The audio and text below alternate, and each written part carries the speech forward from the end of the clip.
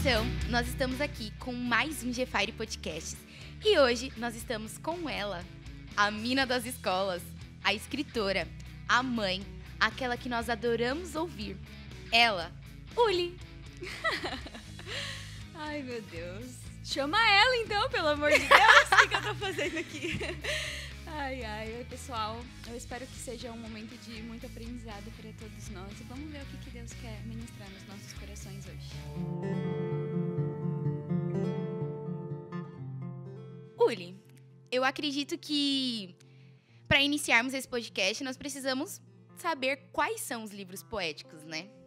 Quais são eles? Os livros poéticos são os livros de Jó, Salmos, Provérbios, Eclesiastes e Cantares. Eles ficam logo depois dos livros históricos e antes dos livros proféticos. E isso é muito interessante, porque os livros poéticos, eles tratam do coração humano, eles tratam de como o homem lida com a vida e lida com Deus diante de toda a sua vida. E depois da história, vem as histórias sobre o nosso coração humano, a forma como o homem lida com o seu coração humano, para depois vir as profecias e como lidar com tudo isso, né? E eu acho isso bem interessante. A gente tem muita dificuldade com essas coisas. A gente sempre tenta ler a Bíblia como algo sobrenatural, e realmente é, mas a gente muitas das vezes esquece a parte humana, né, das histórias e das pessoas que estavam ali nas histórias.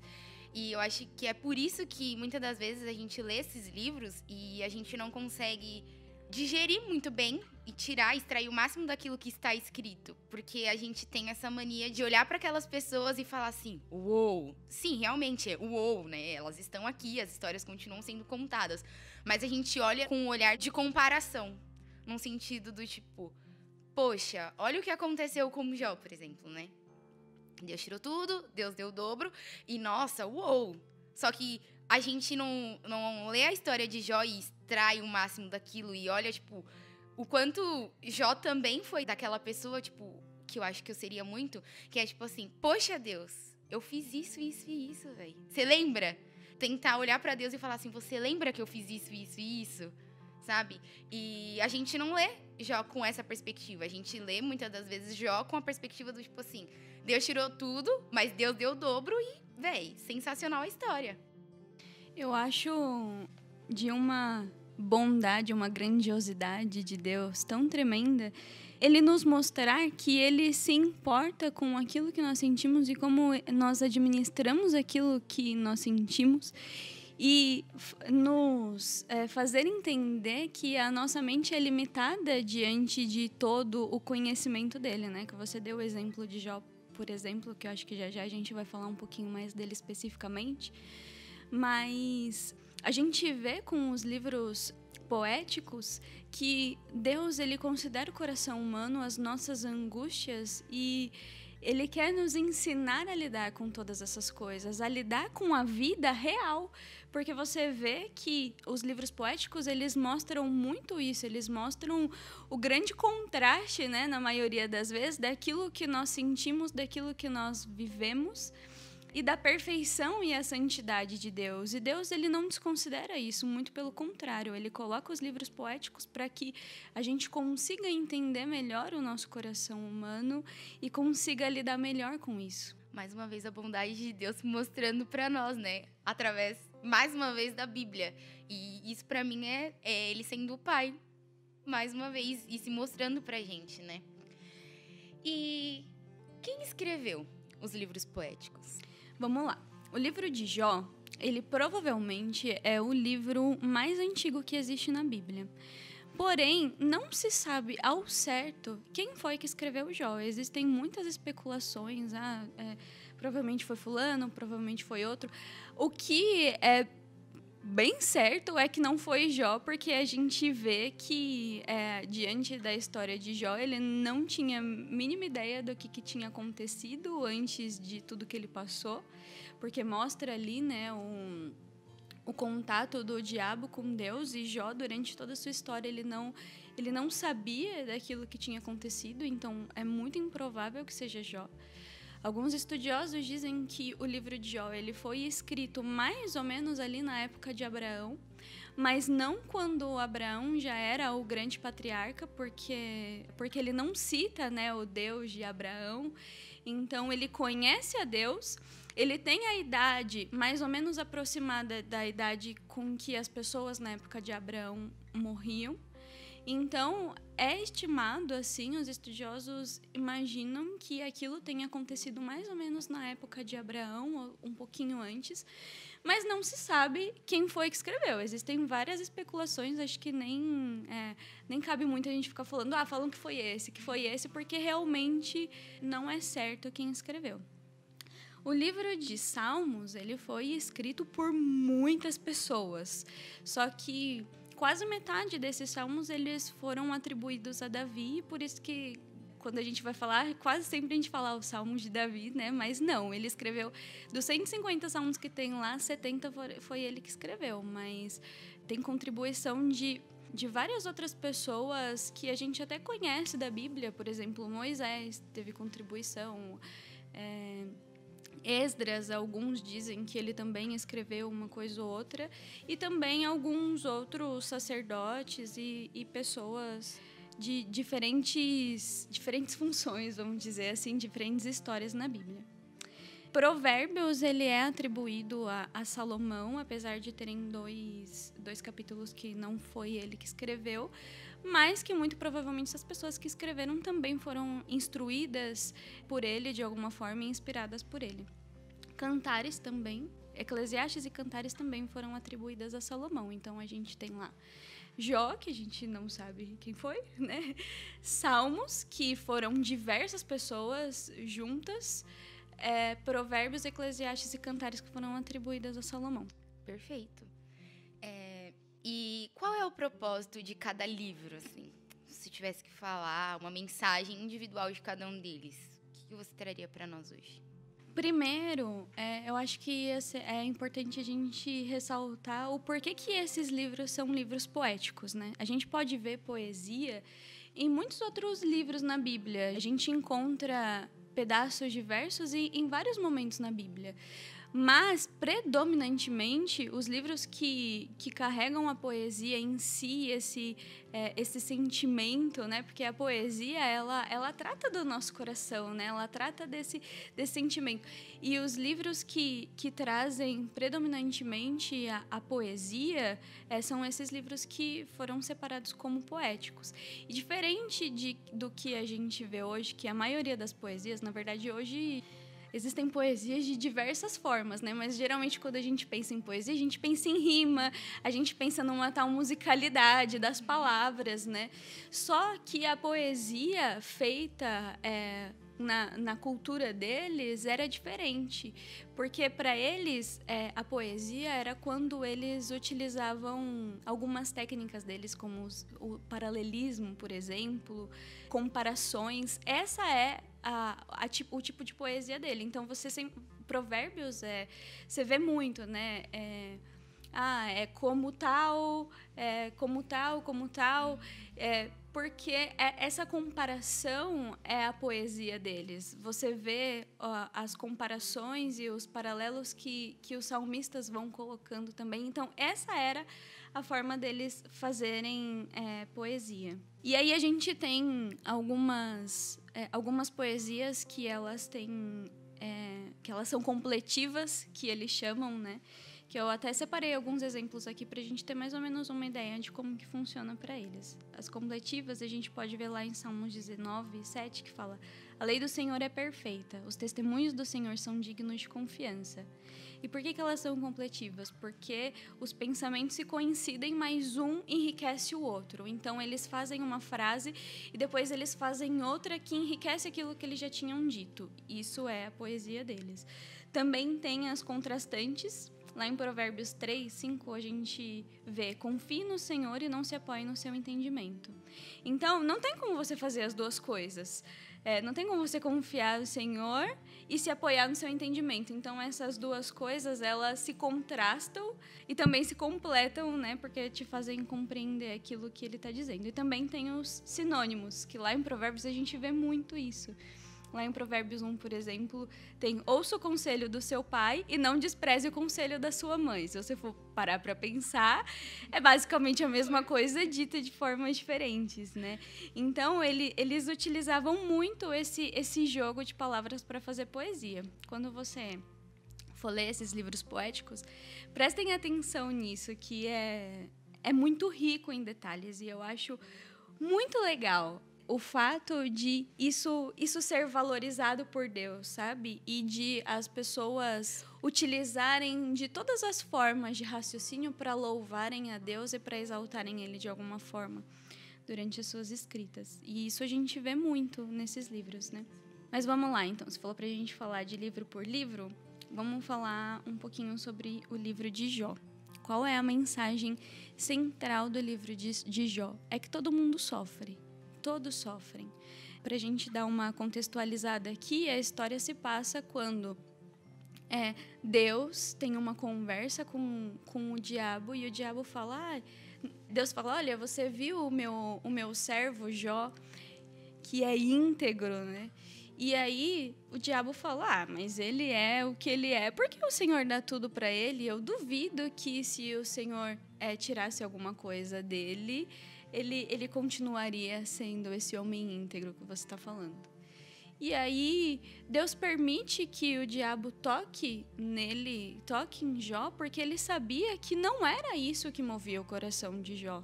Não, você quer fazer a prova? Faça a prova, então. Você só não vai tocar na vida dele, mas o que você quiser fazer, você faça.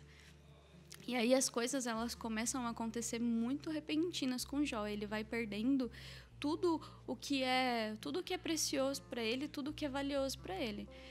E aí ele tem os grandes amigos dele, né? Os super amigos, que vêm para tentar consolá-lo, que realmente eu acredito que a vontade deles era genuína diante de tudo o que tinha acontecido. Eles queriam ajudar Jó de alguma forma.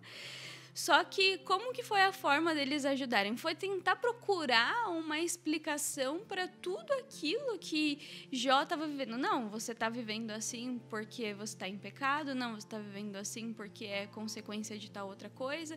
E eles foram tentando achar motivos para o sofrimento de Jó. Tanto é que Jó é um livro que não dá para você simplesmente pegar um versículo dele assim e falar, isso daqui é a vontade de Deus.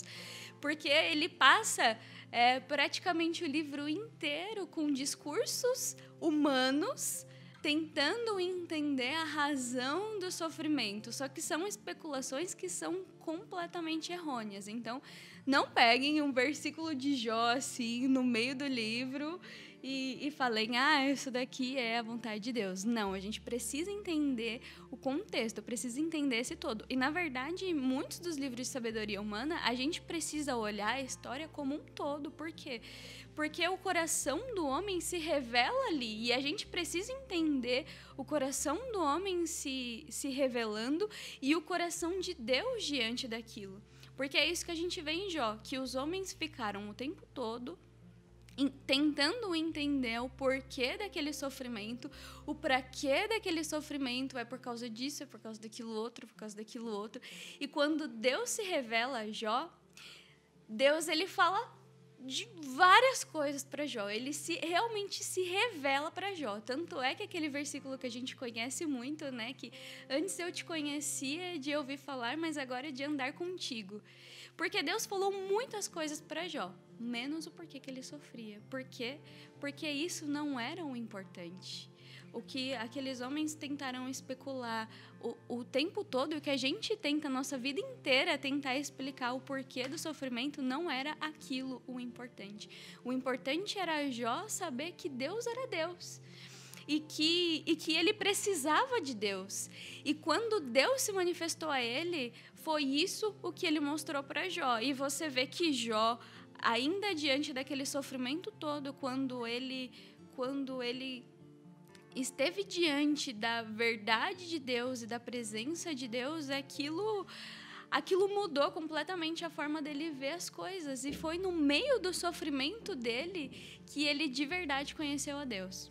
Uma coisa muito interessante que você falou sobre o livro de Jó, sobre as pessoas tentarem achar o porquê e das pessoas olharem Acredito que muitas das vezes a gente resume a história de Jó em ele sofreu, Deus deu, e ele conheceu a Deus verdadeiramente e não só de ouvir falar. E a gente usa essa frase, assim, muitas vezes nas nossas vidas, né? E acredito que nós, quando nós lemos esses livros, a gente também faz isso. A gente lê o livro ou a gente conhece o livro de ouvir falar. A gente não conhece o livro de ler e extrair aquilo que Deus quer sobre esses livros. Enquanto você falava, eu comecei a pensar no quanto isso é micro, mas também é macro. Porque a gente está olhando para os nossos sentimentos, para as coisas que as pessoas sentiam, e muitas das vezes a gente acha que a gente não deve sentir. Ou muitas das vezes a gente pensa que nós estamos errados de sentir. Quando, na verdade, sentir é uma coisa normal. Porque quando a gente lê o livro de Jó, a gente vê que ele sentia e ele falava sobre aquilo que ele estava sentindo.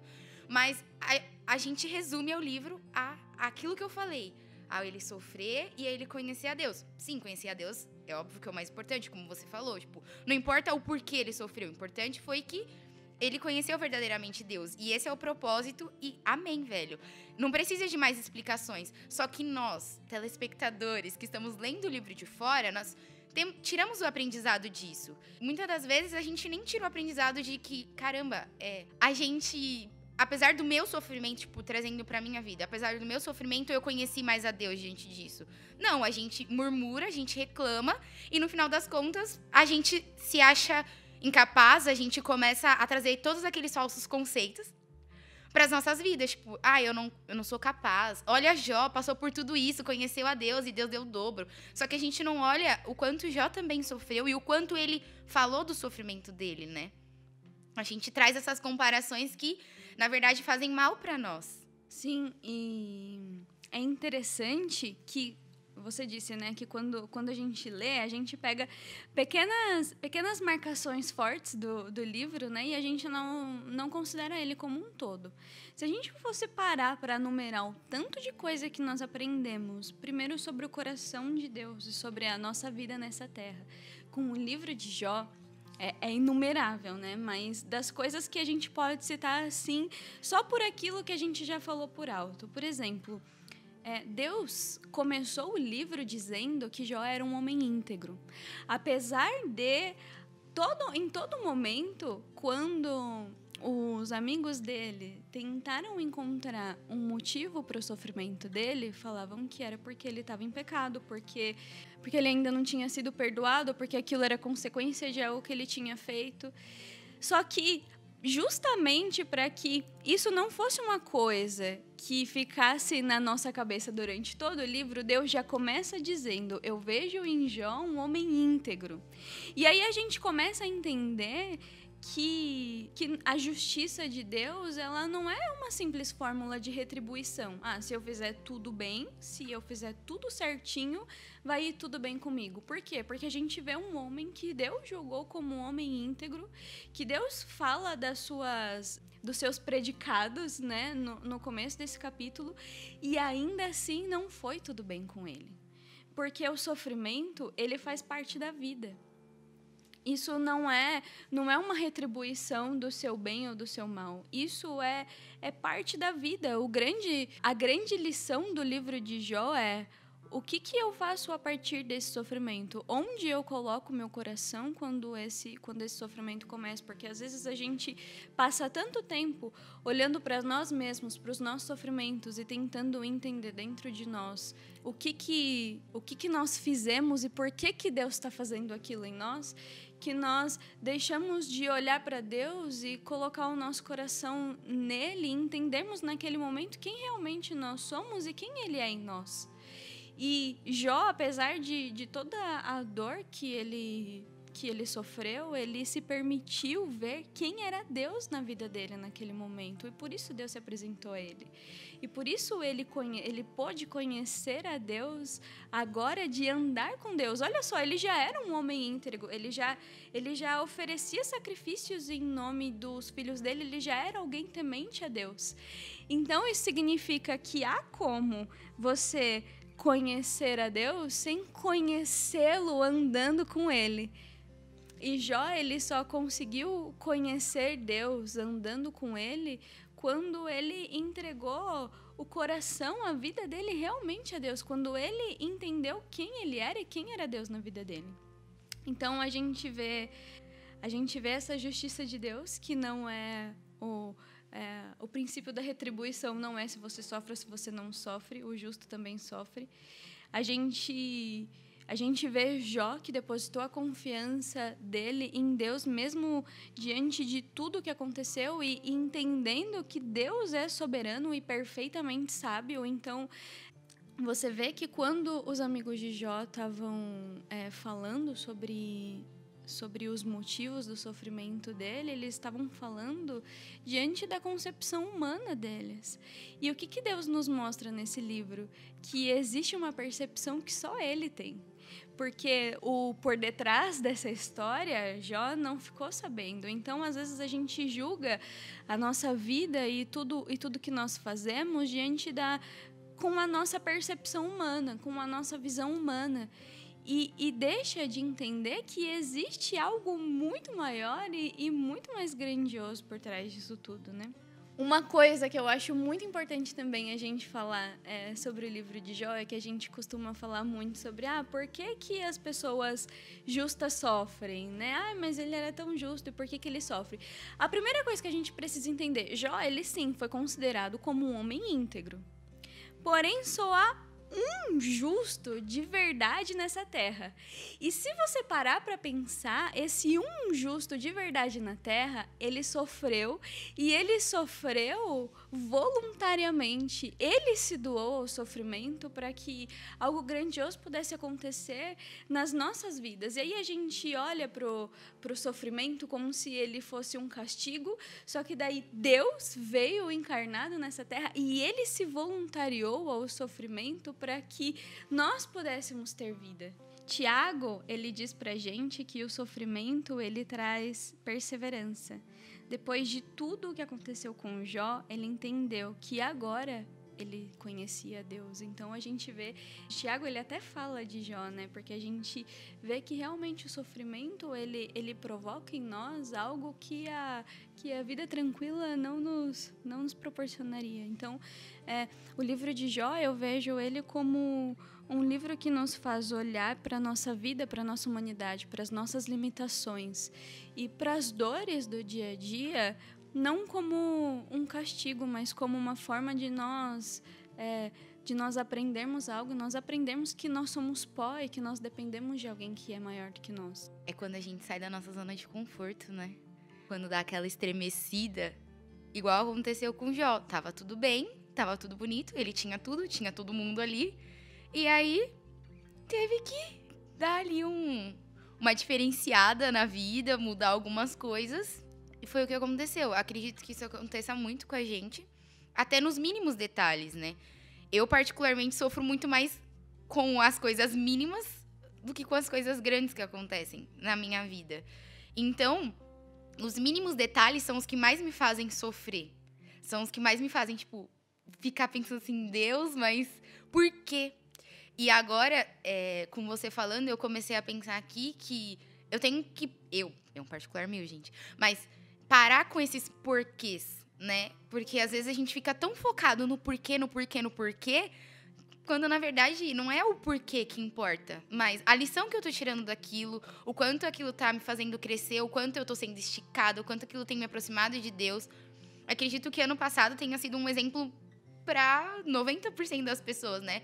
Sobre ser esticado, sobre aprender, sobre sair da zona de conforto, sobre mudanças, porque literalmente mudou a vida de todo mundo, mudou o mundo, né? E mudou a perspectiva, acredito que de muita gente, porque a minha mudou, de enxergar a vida e de enxergar o mundo, né? O outro.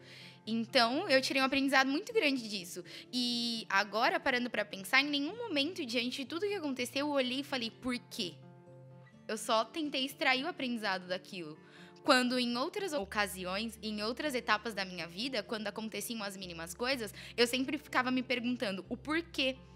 E diante desse porquê, eu sempre pensava que, nossa, alguma coisa grande vai acontecer. Porque a gente tem essa coisa, né? Tipo, nossa, alguma coisa grande vai acontecer. O sofrimento tá muito. Vai vir uma coisa sobrenatural e surreal. E, na verdade, era só Deus me esticando e me aproximando mais dele. E isso realmente é grande, isso realmente é muito bom. Só que na nossa perspectiva humana, algo grande é, sei lá, vou ser uma avivalista aí, você entendeu? Quando, na verdade, é só a forma de Deus olhar e falar assim, eu tô cuidando de você. A gente tenta colocar Deus na nossa métrica do conhecimento humano, né? Mas o livro de Jó, ele nos mostra muito... Deus perguntando para Jó, né? Onde você estava quando eu fiz isso? Onde você estava? Você não conseguiria compreender todas essas coisas, né? E agora você quer entender perfeitamente? Não, nós não vamos entender perfeitamente, porque a nossa métrica é a do conhecimento humano e Deus tem um conhecimento que é soberano. Se a gente pudesse, a gente falaria sobre Jó, né, o podcast inteiro, mas nós temos mais alguns livros para falar, não é mesmo? Vamos falar um pouquinho de Salmos, então? Vamos, adoro. Então vamos lá, como eu disse, pelo menos 70 dos 150 salmos foram escritos por Davi. E os demais foram escritos por várias outras pessoas. E em Salmos a gente encontra os salmos de louvor, os de lamento, os de sabedoria e os imprecatórios, que é uma palavra muito, muito diferente do nosso vocabulário, mas a gente vai entender um pouquinho o que ela quer dizer. Os de louvor são aqueles que ensinam a gente a louvar a Deus.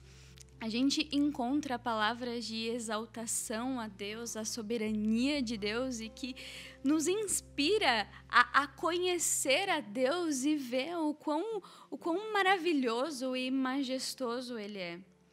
Então, se a gente for parar para pensar, quando Jesus ele ensinou o Pai Nosso, a primeira coisa que ele disse foi, Pai nosso que estás no céu, santificado seja o teu nome. Então, a primeira coisa que ele nos ensina é que o Pai é nosso Pai, né? O Pai é nosso. E que ele é exaltado, ele é santificado. Então, nós precisamos entregar o louvor a ele. E Salmos, ele nos inspira a entender quem Deus é e ver a soberania dele. Mas, como nós estamos aqui falando, né, que os livros poéticos são também sobre o coração humano, ele também é de lamento. E a gente vê muitos lamentos durante o livro de Salmos.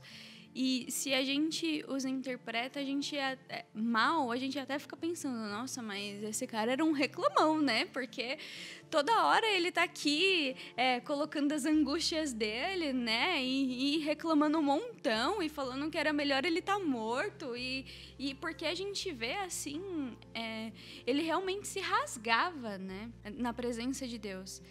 Só que o grande negócio é que um dia eu já falei, nossa Deus, mas esse cara reclamava demais. Principalmente os salmos de Davi, né? Você olhava e falava, nossa, mas ele reclama muito. E aí, Deus, ele me disse, você também reclama muito, mas o negócio é que ele reclamava no lugar certo, sabe? Ele colocava os lamentos dele no lugar certo.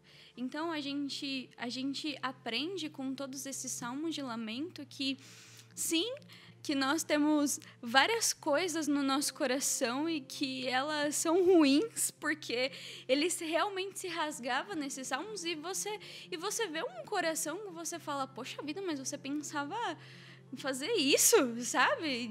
Isso do seu inimigo. Mas o grande negócio é que ele derramava isso no lugar certo. E então ele recebia consolo, porque você pode ver que logo depois que ele derramava o coração dele, que ele falava tudo sujo que estava no coração dele, depois sempre vem o bálsamo. Sempre vem o, mas eu sei quem o Senhor é, mas eu sei em quem eu tenho crido, mas o Senhor...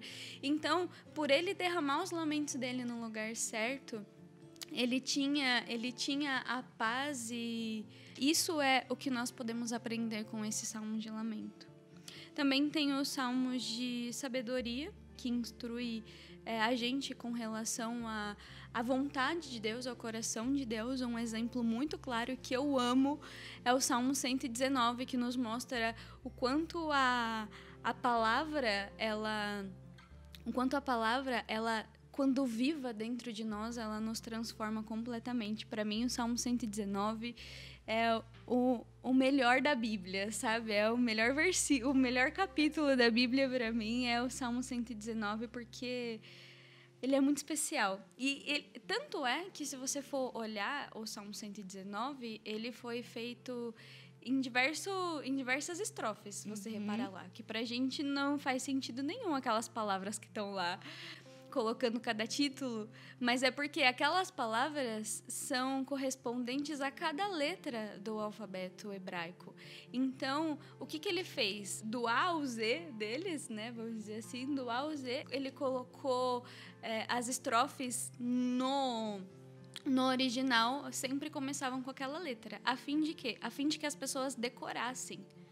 Ele era feito para as pessoas decorarem aquilo, realmente para guardarem aquilo no coração e aquilo guiar a vida delas. E aí a gente tem os imprecatórios, né, que são chamados assim, mas que são aqueles que clamam pela justiça de Deus. Então, é aquele em que os salmistas, eles rasgam o coração de Deus e você fala, gente, mas por que isso tá na Bíblia? Ele pedindo para os inimigos dele morrerem, sabe? E por que isso tá na Bíblia? Isso tá na Bíblia porque eles rasgavam o coração diante de Deus, e Deus quer que nós façamos isso, que a gente rasgue o coração diante dele, porque é só quando a gente faz isso diante dele que ele pode limpar os nossos corações, sabe? E a gente vê que mesmo Salmo 23, por exemplo, que é um salmo super conhecido, né? Que nós andamos em pastos verdejantes e aí tem a água tranquila, mas ainda assim tem morte, tem inimigo, né? Se você vai até o final. Por quê? Porque essa é a vida humana e é com isso que a gente precisa lidar, né? Com a paz de Deus, que nos leva a uma dimensão que essa vida humana não é capaz de nos levar, mas que a gente também precisa lidar com as dores da vida, a gente também precisa lidar com essas coisas e lidar com as coisas da forma correta. A primeira vez que eu li Salmos, eu ficava justamente assim, gente, mas eles são muito vingativos, porque eles estão ali, mas Deus, pega os meus inimigos, mata os meus inimigos, não deixe eles chegarem perto de mim. Eu ficava, mano, olha isso. Só que agora, com você falando, eu consigo parar pra pensar, né, e até deixar essa reflexão pro pessoal que vai escutar, tipo, será que a sua vida tá ruim? Ou será que você tá falando para as pessoas erradas? Ou será que você tá, tipo, desabafando e tirando as coisas que tem dentro do teu coração no lugar errado? Porque quando a gente se lança em Deus, quando a gente conversa com Deus, é isso que a gente tem, igual os salmistas, né? A gente tem o bálsamo, a gente tem aquela paz, a gente se acalma quando a gente descarrega no lugar certo. Agora, quando a gente fica descarregando, sobrecarregando a gente ou o outro, a gente não tem, sabe, essa paz e esse alívio. Aí é só reclamação. Aí sim você é um reclamão. Aí, ó. O legal de Salmo é isso, porque ele mostra a vida real, né? Então, ele não nega a dor que existe nessa terra, mas ele mostra que a gente pode viver em alegria se a gente depender de Deus, né? Então, para mim, essa é a mensagem central de Salmos, apesar de não ser só isso, né? Porque o livro de Salmos, na verdade, Salmos, ele significava... eles chamavam de livro de louvores, né? Porque eram os louvores que eram tocados no templo. Então, os Salmos, ele nos ensina como nós nos comunicarmos com Deus. A gente fala, eu não sei como orar, eu não sei o que dizer para Deus. Cara, Deus te deu a letra. Vai lá em Salmos, que ele te ensina como tratar Deus, ele te ensina como olhar para você, ele te ensina todas essas coisas. Então, se você vai ver algum filme, alguma coisa assim da época...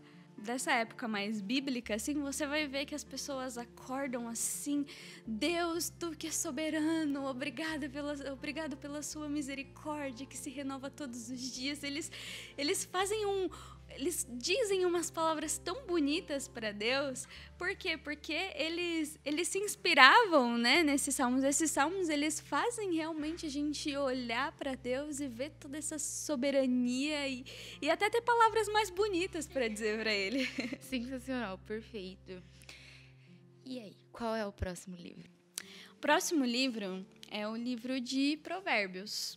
Então, o que é um provérbio? É uma frase curta, que é bem construída e expressa uma verdade que você adquire através da sua experiência de vida. Então, o livro de Provérbios, ele foi escrito para fornecer orientações para a nossa vida humana.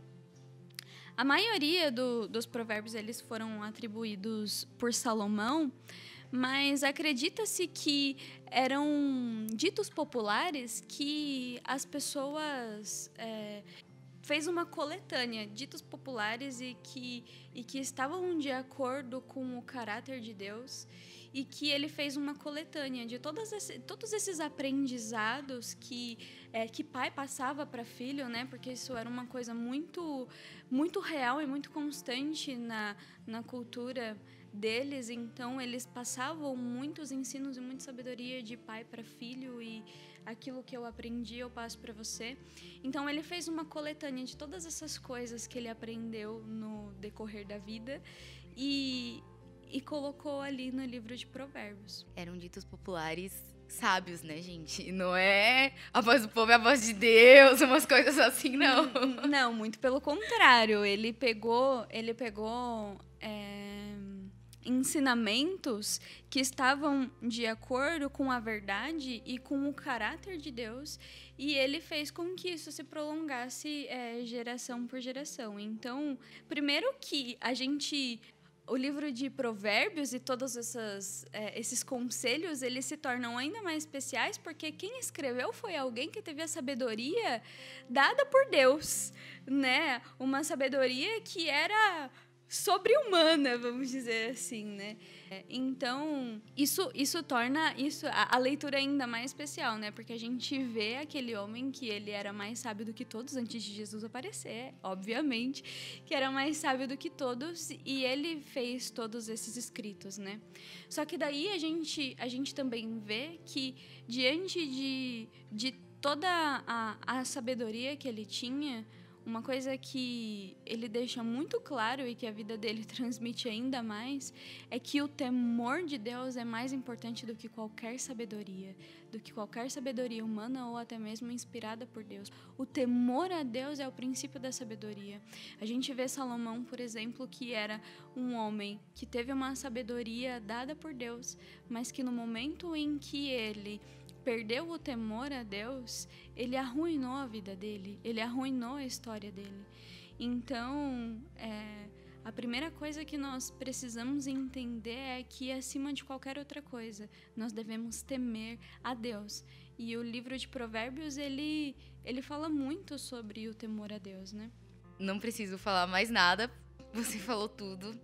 Provérbios é um livro incrível. Eu gosto muito de ler Provérbios, e agora na leitura nós estamos lendo Provérbios, né? E todas as vezes que eu leio um capítulo, eu falo, meu Deus, eu acho que eu preciso ler Provérbios todos os meses, sabe? Passar o resto da vida lendo Provérbios, assim, porque, é sensacional. A gente lê e é realmente uma sabedoria, assim, sobre-humana, sabe? Cada verso e a forma como ele traz as coisas é poética, mas é daquele jeito que parece que traz palpável, sabe? Traz a sabedoria palpavelmente, que você consegue olhar, você consegue entender e você consegue falar assim, cara, tô fazendo isso errado, preciso mudar isso, sabe? É uma coisa que você consegue trazer pra você. Eu acho que talvez esse seja um dos livros dos poéticos, um daqueles que a gente consegue se colocar mais dentro dele. É porque ele fala muito do nosso dia a dia, né? Muito da nossa vida. Então, ele dá conselhos pra gente a respeito de tudo. Eu acho isso tão incrível. Gente, quando eu leio Provérbios, eu sinto o amor de Deus de uma forma tão, sabe assim, senta aqui, ó, vem aqui, deixa eu te contar algumas coisas. Aprenda a lidar com seus amigos, aprenda a lidar com os seus pais, aprenda a lidar com a comida, aprenda a lidar com o dinheiro. Todas essas coisas, Deus ele nos ensina ali em Provérbios, sabe? Aprenda a lidar com a vida. Basicamente, é isso que a gente vê em Provérbios, né? Uma coisa que a gente precisa ter bem claro é que Provérbios ele não é um livro de lei, né? Não são promessas. Então, olha, se você fizer desse jeito aqui, é prometido que tudo vai ir bem. Não é assim que acontece. Isso é uma forma de você saber viver de maneira mais sábia. Porque a vida, a gente estava falando agora mesmo, né? A vida, ela tem dor mesmo, ela tem sofrimento mesmo. Não é porque você é alguém que segue os conselhos sábios que tudo vai ir bem na sua vida. Porque às vezes a gente pode até se frustrar, né? Falando, questionando Deus e cobrando dele coisas que... isso não é uma promessa, isso não é uma lei, isso são conselhos. A gente começa com os porquês, né? E aí começa a se perguntar. Eu acho interessante a gente falar que esse livro ele vai nos instruir a lidar melhor, né, com sabedoria. Exatamente. Diante das divergências, diante das tribulações que acontecerão nas nossas vidas, né? Então, é uma forma de lidar, né? É isso aí. O próximo livro que a gente tem é o livro de Eclesiastes, que ele é curtinho e eu já vou dar a letra para vocês. Se vocês forem ler Eclesiastes, o que significa assim no cerne da palavra, vamos dizer assim? Palavras do pregador à congregação. Então, o que é? Como se fosse um discurso feito para os jovens daquela época. Então, o autor ele se preocupou em mostrar qual era a realidade da vida, sabe? Acredito que depois de muitas experiências, depois de muita vivência, ele olhou para tudo aquilo que ele já tinha vivido e falou, tá, o que eu posso pegar de tudo isso aqui que eu aprendi com a vida? Alguns dizem que é até um livro meio depressivo, né? Porque ele começa a falar, nada faz sentido, eu vi isso e nada faz sentido. A vida debaixo do sol, ela não faz sentido. Você trabalha e depois você vê que você está correndo atrás do vento. Então, o livro de Eclesiastes, gente, leia assim, ó, do começo ao fim, se possível. Ele tem só 12 capítulos e é um discurso que você só vai ver lá no final, lá nos últimos 2 capítulos, é que ele fala... Conclusão.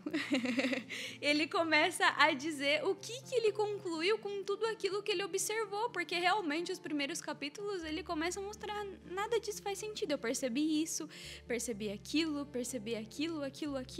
e o que eu concluí com tudo isso?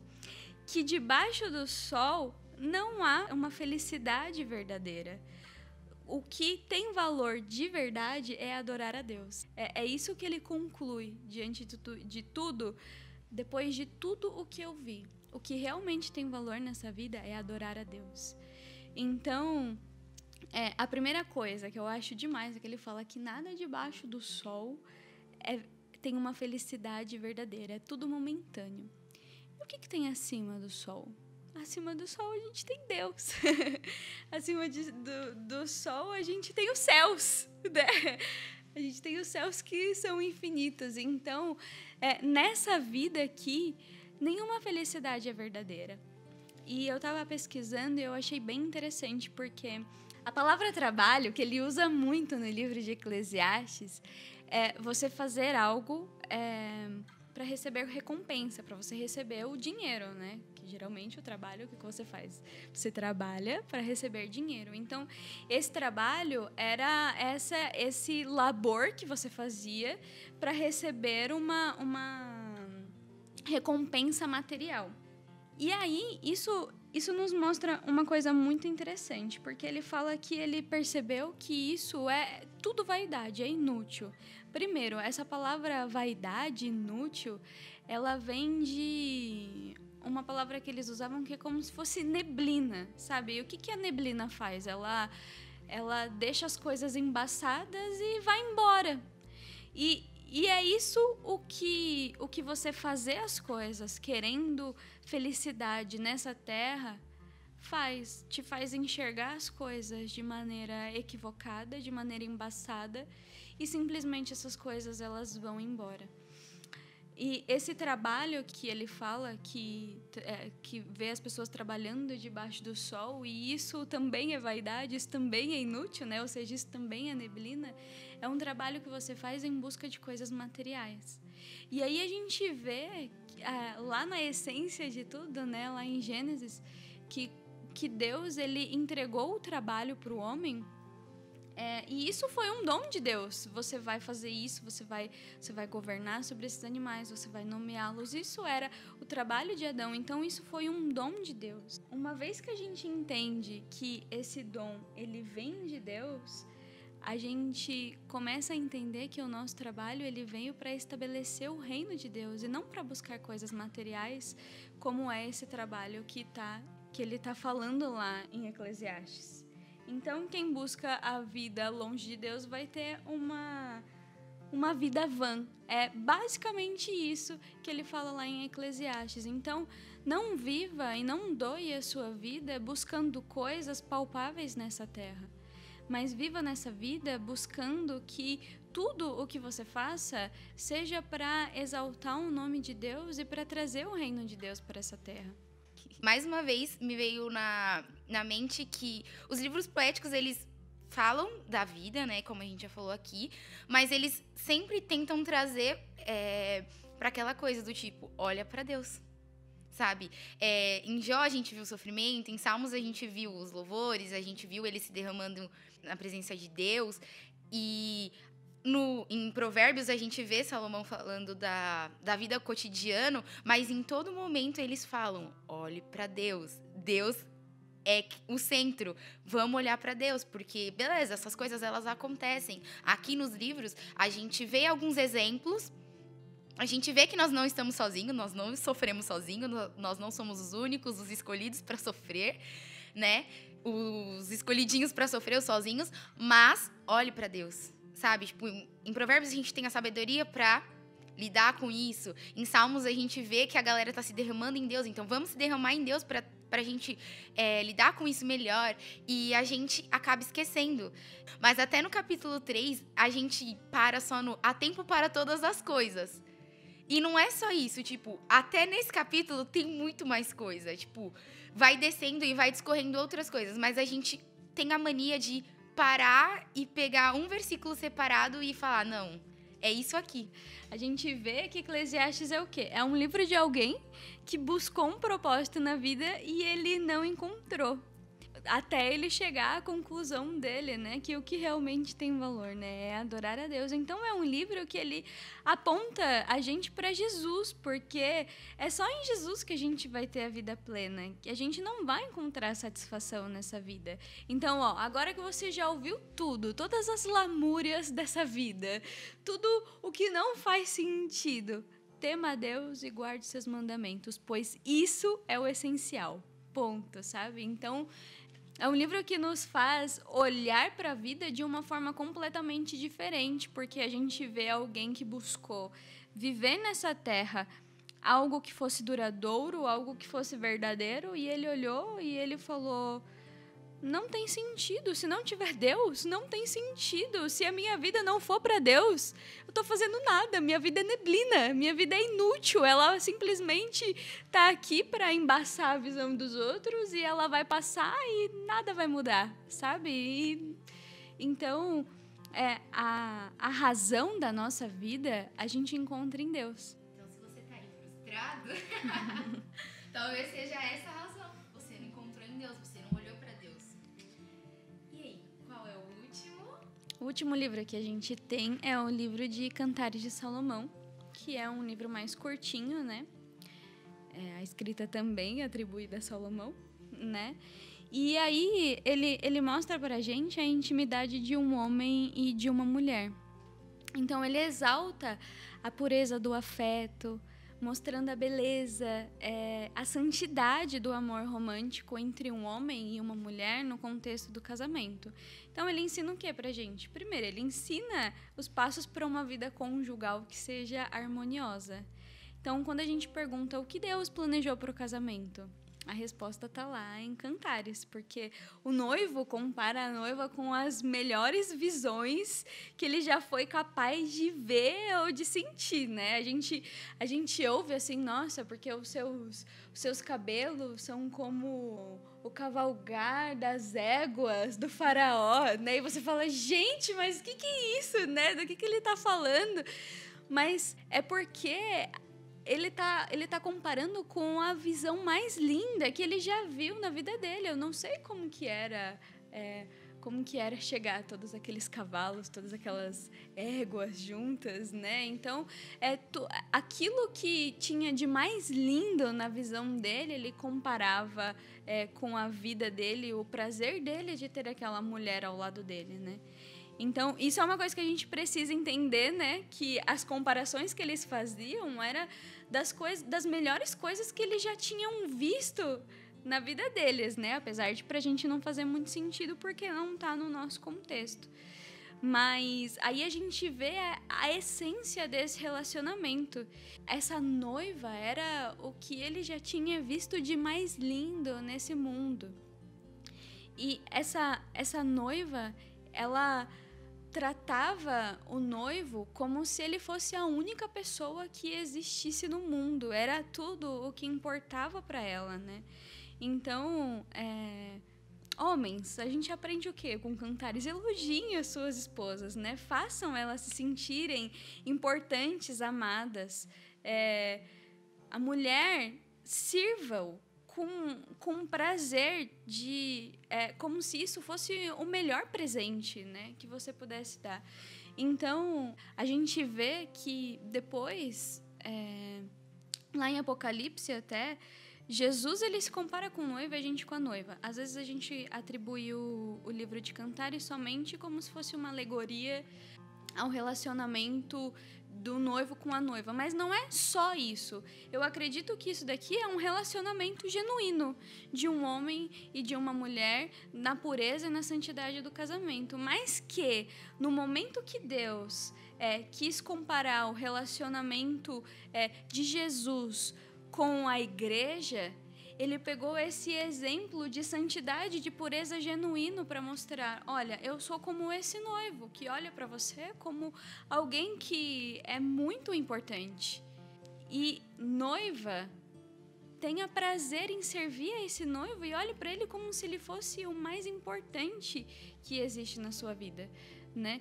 E outra coisa que a gente precisa entender também que quando se fala da noiva de Cristo, a gente não está falando de eu sozinho, a gente está falando de nós, né? Então, nós juntos, nós como igreja, nós juntos precisamos ter Deus como o que há de mais importante na nossa vida, juntos, em comunidade, e entender que servi-lo é o que nós podemos fazer de melhor na nossa vida.